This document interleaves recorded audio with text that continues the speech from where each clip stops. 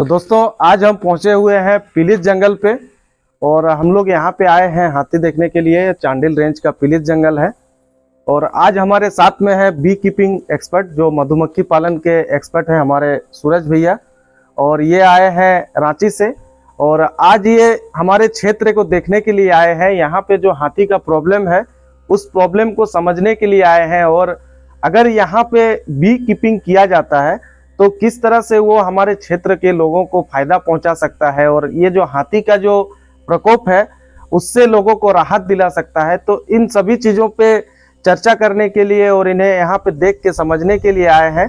तो आइए हम इनसे कुछ बात करते हैं। तो सबसे पहले भैया आप अपना परिचय सभी को बताएं। नमस्कार सभी मित्र, मेरा नाम सूरज प्रताप सिंह है और मैं जय माता दी मधुमक्खी पालक कल्याण समिति गिरिडीह से बिलोंग करता हूं। और हम लोग एक गैर सरकारी संस्था है जो कि मधुमक्खी पालन पर विशेष तौर पर काम करते हैं और मधुमक्खी पालन से किस प्रकार आप एक आजीविका संवर्धन का काम कर सकते हैं, साथ ही साथ आप पर्यावरण का भी किस तरीके से सहयोग करते हैं, इस विषय में हम जागरूकता फैलाते हैं।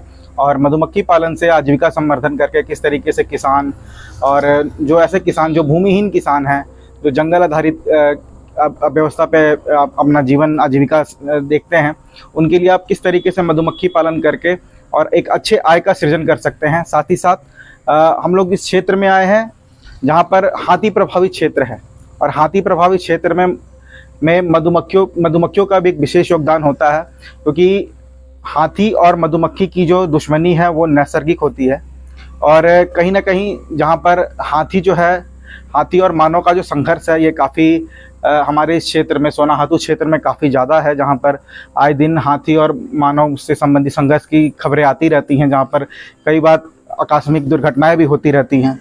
वहाँ पर मधुमक्खियाँ एक अहम भूमिका निभा सकती हैं, जहाँ पर कई जगह पर ऐसे प्रयोग किए गए हैं जहाँ पर मधुमक्खियों के माध्यम से बी फेंसिंग करके मधुमक्खी के बाड़े को लगा करके हम हाथियों से अपनी सुरक्षा कर सकते हैं। जहाँ पर हाथी जैसे जैसे जंगलों का आकार घटता जा रहा है, हाथी अपने क्षेत्र को छोड़कर बाहर आते हैं और कई जगह पर फसलों को भी नष्ट करते हैं, आदमी का भी जान माल की हानि पहुंचाते हैं।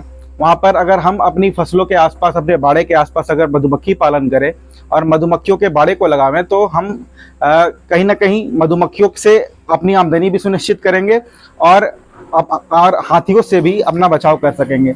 इसी संदर्भ में हम लोग हाथी के विषय में फील्ड स्तर पर किस तरीके से हाथी नुकसान करते हैं, किस तरीके से हाथी विचरण करते हैं, हाथी का स्वभाव व्यवहार किस तरीके का रहता है, हम लोग ये समझने के लिए इस क्षेत्र में आए हैं और ये जान करके हम लोग इस विषय में हम लोग काम करना चाह रहे हैं कि हाथियों के साथ किस तरीके से हाथी और मानव साथ साथ रह सकते हैं और इस परिस्थिति में अपना योगदान दोनों से दे सकते हैं, क्योंकि इस पर्यावरण में सभी का योगदान अमूल्य है। जैसे मानव का योगदान अमूल्य है, वैसे ही हाथियों का भी अमूल्य है, वैसे ही हमारी मधुमक्खी का भी योगदान अमूल्य है। मधुमक्खियों के बारे में कहा जाता है कि अगर मधुमक्खियां ना हो तो आने वाले 4 साल के अंदर में प्राणी मात्र समाप्त हो जाएगा, क्योंकि मधुमक्खियां ही ऐसी जीव है जो पर परागण करके हमें भोजन प्रदान करती है। फूलों से फल का निर्माण मधुमक्खियों के परागण द्वारा ही होता है। लगभग 80% तक परागण का कार्य मधुमक्खियां करती हैं। वैसे ही हाथी भी पारिस्थितिकी के लिए बहुत ही योगदान अनुकूल है और बहुत ही महत्वपूर्ण है। यही चीज़ों के लिए हम लोग सर के पास आए हैं। तापस जी के सहयोग से हम लोग इस कार्य को आगे बढ़ाएंगे। तो बहुत बहुत धन्यवाद तापस जी, हमें यहाँ बुलाने के लिए। काफ़ी आपका सहयोग रहा और धन्यवाद सर।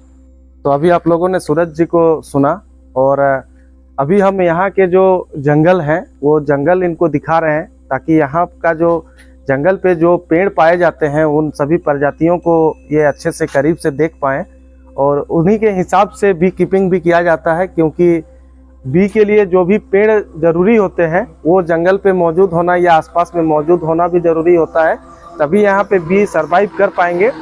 तो दोस्तों यहाँ से अब हम निकल के, ये पीलीत जंगल था और अब हम यहाँ से निकल के आगे बढ़ते हैं हमारे यहाँ का और एक हाथी प्रभावित जंगल जो आप लोग बखूबी जानते हैं, जिसे हम हेसाडी के जंगल के नाम से जानते हैं।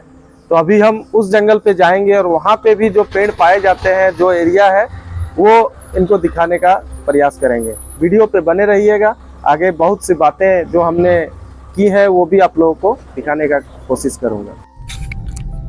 अभी हम हेसाडी के लिए निकल चुके हैं और कुछ ही देर पे हम हेसाडी पहुंचने वाले हैं और उम्मीद करते हैं कि आज यहाँ पे जो हाथियों का झुंड यहाँ पे रुका है वो झुंड भी हमें दिख जाए। तो अभी हम लोग पहुँच चुके हैं हेसाडी जंगल, और ये जंगल में भी हाथी बहुत दिनों तक रुकते हैं और अक्सर इस जंगल पे हाथी पहुँचते हैं। और आज भी यहाँ पे 17-18 हाथी का जो झुंड है वो आज भी इसी जंगल पे है। तो अभी कुछ देर हम इसी जंगल के आसपास में हम रुकेंगे।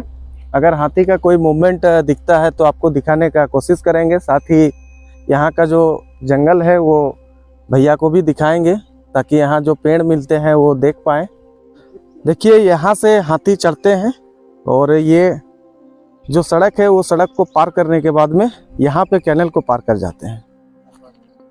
यहाँ पे देखिए चारों तरफ निशान है, यहाँ पे देख सकते हैं। यहीं से पार करने के बाद में वो इस जंगल के अंदर में चले जाते हैं। ये अभी हाथी का पार करने का सबसे मेन पॉइंट पे हम लोग पहुँचे हैं और यहीं से हाथी पार करते हैं। चलिए आपको दिखाते हैं कि यहाँ के खेतों पे, ये जो खेत है देखिए, इस खेत पे आप हाथी के पैर के निशान आप देख सकते हैं। पूरा क्लियर है और ये बरसात के समय का निशान है। और यहीं से हाथी कोई भी सीजन हो, अगर हेसाडी जंगल हाथी पहुंच रहे हैं तो वो इसी जगह से पार करते हैं। और ये जगह जो है वो शाम होने के बाद में अधिकतर समय ये प्रभावित रहता है और यहाँ पे आना जाना बहुत ही खतरनाक हो जाता है। चलिए मैं आपको दिखाता हूँ। ये देखिए चारों तरफ सिर्फ हाथी के पैर के निशान यहाँ पे मौजूद हैं। हाथी घुमक्कड़ है तो आदमी भी तो घुमक्कड़ ही है। हाँ, आदमी भी तो भाई जंगल में आके बसा ही है ना। आदमी बस इतना है ना कि आदमी अब जान गया है कि हमको यहाँ पे अपना रिसोर्सेस मिलेगा। हाँ। हम यहाँ पे अपना दिनचर्या चला सकते हैं, सब कुछ कर सकते हैं, ये मेरा प्रॉपर्टी है। अभी अभी हमें सूचना मिला कि पीलीज जंगल पे अभी हाथी निकला हुआ है, तो हम पीलीज जंगल की ओर जा रहे हैं और चलिए दिखाते हैं। बहुत नजदीक में हाथी है, चलिए आगे बढ़ा लीजिए। अभी देखिए यहाँ पे हाथी निकल चुका है और आपको हम दिखाते हैं।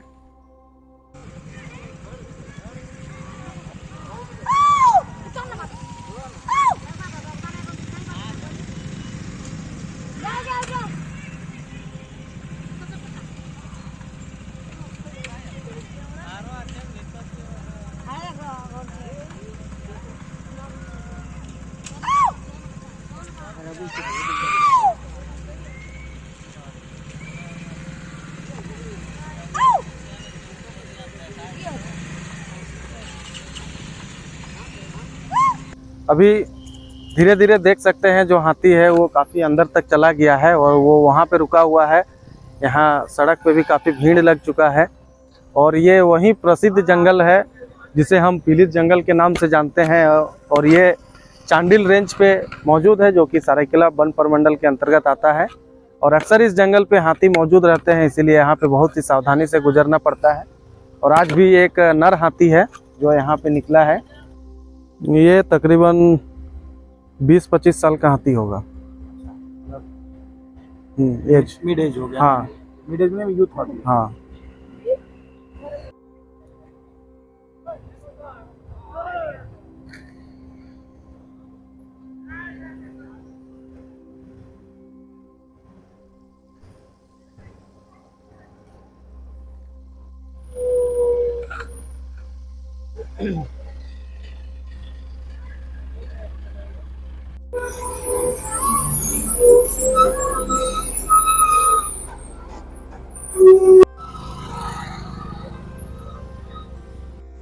साथियों, आज का वीडियो यहीं पे समाप्त करते हैं। अगर आप भी इसी तरह के वीडियोस देखना पसंद करते हैं तो इस चैनल को सब्सक्राइब करें और अगर वीडियो पसंद आई हो तो वीडियो को लाइक और शेयर ज़रूर करें। आगे मिलते हैं हमारे नए वीडियो पे नई जानकारियों के साथ।